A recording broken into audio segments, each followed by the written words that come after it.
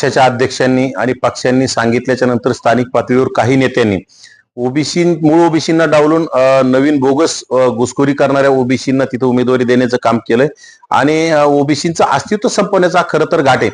त्यामुळं आम्ही मूळ ओबीसींना आता पुन्हा सांगतोय की आज ज्या पक्षाने उदाहरणार्थ एखाद्या नगरपालिकेमध्ये एखाद्या पक्षाने एक जरी तिकीट मूळ ओबीसीला सोडून दुसऱ्यांना दिलं असेल तर त्या ठिकाणी त्या पक्षांना पूर्ण नगरपालिकेमध्ये त्यांचे जेवढे उमेदवार असेल त्यांना पूर्ण लोकांना बायकॉट केलं पाहिजे. त्या पक्षांना घराचा रस्ता दाखवला पाहिजे. कारण की आता अंबडमध्ये असेल आमदार भाजपचे आमदार नारायण कुचे भाजपचे जिल्हा अध्यक्ष त्यांनी कुठल्या तरी वार्ड क्रमांक 4 मध्ये मूळ ओबीसीला डावलून तिथं बोगस ओबीसीना तिकीट देण्याचं काम केलंय. आणि नक्कीच ज्या नारायण कुचेला गेल्या अनेक दिवसापासून ओबीसी समाज जातीनं आणि भरभरून मतदान देता आला त्या नारायण कुचेकडून ही अपेक्षा नव्हती. मी नक्कीच नारायण कुचेंची राज्याचे मुख्यमंत्री देवेंद्र फडणवीस यांच्याकडे तक्रार करणार आणि नारायण कुचेंना एका ओबीसीच्या सामान्य कार्यकर्त्यांनी जाब विचारला की मूळ ओबीसींना डावलून आमच्या विरोधात तुम्ही असं केलंय तर त्याच कार्यकर्त्याला नारायण कुचेंनी धमकावण्याचा प्रकरण दादागिरी करण्याचा ऑडिओ व्हायरल झाला आणि ते मी मुख्यमंत्र्याकडे त्याची दाद मागणार. मुख्यमंत्र्यांना मी ही गोष्ट सांगणार आणि नारायण कुचेची तक्रार करणार. आणि ओबीसींना माझं पुन्हा सांगणं की नारायण कुचेच नाही शरद पवार साहेबांनी सुद्धा सांगितलं होतं. शरद पवार साहेबांनी सांगितलं मूळ ओबीसींना तिकीट द्या परंतु त्यांचेच भोकरदन मध्ये मला असं काहीतरी ऐकायला भेटलं की तुम्ही बोगस ओबीसींना तिथं सुद्धा त्या पक्षाने असेल काँग्रेस असेल तिकीट कुठलाही पक्ष असेल जो मूळ ओबीसींना डावलून दुसऱ्यांना तिकीट देत असेल त्या पक्षांना बायकॉट करा. त्या पक्षाच्या विरोधात मतदान करा आणि मूळ ओबीसींना निवडून आणण्याचं काम करावं.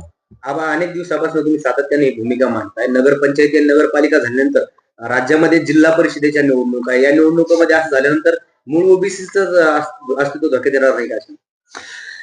जिल्हा परिषद पंचायत समितीला जर असं झालं तर आम्ही सुद्धा त्यामध्ये दंड थोपटणार आहोत. आम्ही जर या ठिकाणी असं होत असेल तर आम्ही खुल्या जागेवर ओपनच्या जागेवर ओबीसींना उमेदवारी देऊन त्यांना निवडून आणण्यासाठी आम्ही त्या जिल्हा परिषद सर्कल असेल पंचायत समिती सर्कल असेल तिथं जाऊन सभा घेऊन मूळ ओबीसींना खुल्या जागेतून निवडून आणण्यासाठी ताकद लावणार आहोत. परंतु आता ही नगरपालिका जेव्हा छोटा विषय असतो म्हणून आम्ही याच्याकडे दुर्लक्ष केलं. परंतु जर हे राजसत्तेतील पक्ष आणि सर्वच पक्ष जर असं ओबीसींना फसवत असतील तर आम्ही त्यांना त्यांची जागा दाखवल्याशिवाय आम्ही स्वस्थ बसणार नाही. आबा पंकजा मुंडे यांची पीए गरजे म्हणून त्यांच्या पत्नीनं आत्महत्या केली यावरून अंजली दमाने यांनी मंत्री पंकजा मुंडे यांच्यावरती आरोप केले.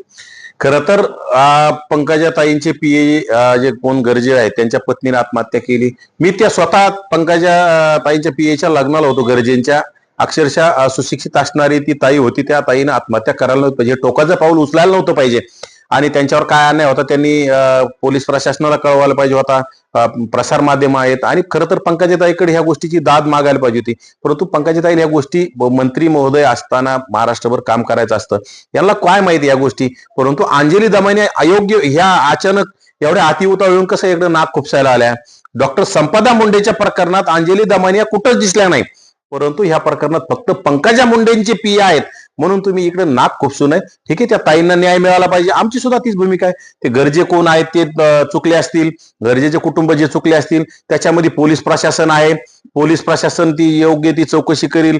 तपास यंत्रणा सगळी तपास करील आणि जे गुन्हेगार आहेत त्यांच्यावर गुन्हा दाखल होईल त्यांच्यावर कारवाई होईल.